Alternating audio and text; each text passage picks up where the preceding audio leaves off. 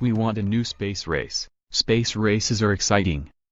SpaceX's first Falcon Heavy rocket lifts off from Launchpad 39A at Kennedy Space Center on February 6, 2018. Joe Riedel, Getty Images. Cape Canaveral, Florida, just hours after SpaceX thundered its first Falcon Heavy rocket into space and secured its place as the most powerful launch system of its kind on Tuesday, company founder Elon Musk called for a new space race. "I think it's going to open up a sense of possibility," Musk said of his freshly demonstrated 23-story launcher. "We want a new space race.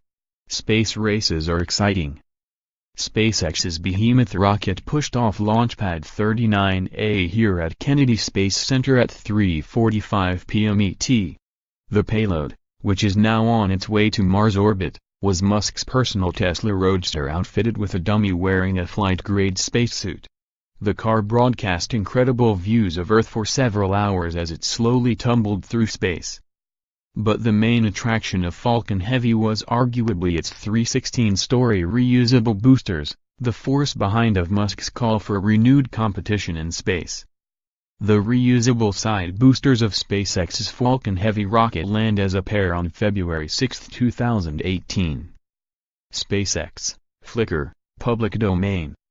Falcon Heavy's two side boosters detached from the rocket a few minutes after launch, careened back toward Earth with a sonic boom, and landed on the ground at Cape Canaveral for potential use in a future launch. The central booster did successfully land, though, and instead smacked into the Atlantic Ocean at 300 miles per hour. But in a launch market where throwing all rocket parts away after one launch is the norm, SpaceX is poised to quickly recoup its sizable investment in Falcon Heavy. "I think it's going to encourage other companies and countries to say, hey, if SpaceX, which is a commercial company, and it can do this, and nobody paid for Falcon Heavy, it was paid with internal funds, then they could do it, too," he told reporters during a press conference on Tuesday night. "So I think it's going to encourage other countries and companies to raise their sights and say, we can do bigger and better, which is great." Elon Musk speaks to journalists during a Falcon Heavy press conference on February 6, 2018. Dave Mosier, Business Insider. Falcon Heavy is SpaceX's first ever heavy-lift rocket, and it's expected to cost about $90 million per launch. This is about one-third the cost of a similarly capable rocket, though it could be less than one-tenth as expensive as SpaceX's competitors retire their heavy-lift launchers. That doesn't mean Falcon Heavy, which was supposed to make its debut 5 years earlier, came cheap or without any strife. "Our investment to date is probably a lot more than I'd like to admit," Musk said, later guessing the total to be over $500 million, probably more. SpaceX's first Falcon Heavy rocket blasts past an American flag at Kennedy Space Center on February 6, 2018. Dave Mosier, Business Insider.